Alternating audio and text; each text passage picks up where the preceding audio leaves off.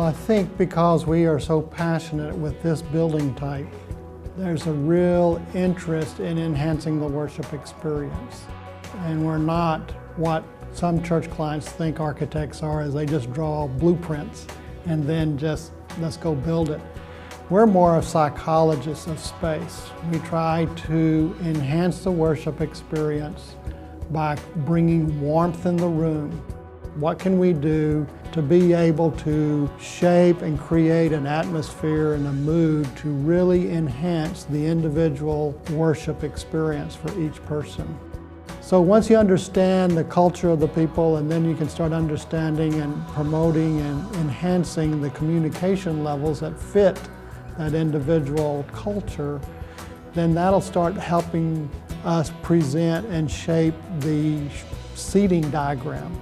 All of those seating diagrams relate to the vision and the culture of that individual church. And then once we get an understanding of that worship seating diagram and the communication level, we can start shaping that space as it relates to all the possible activities that could happen in that room.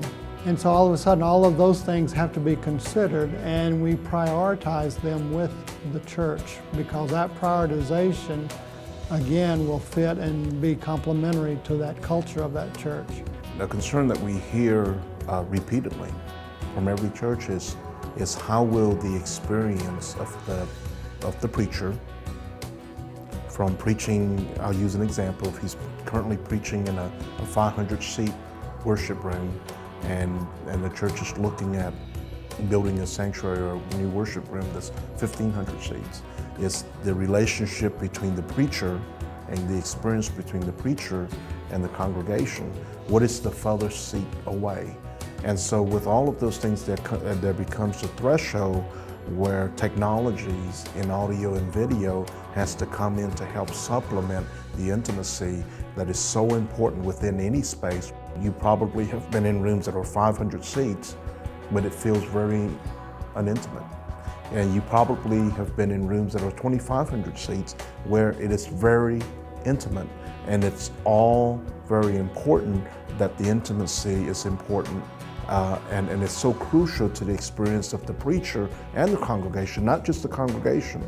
And so we take very cautious steps in developing the right room to make sure the intimacy level is there.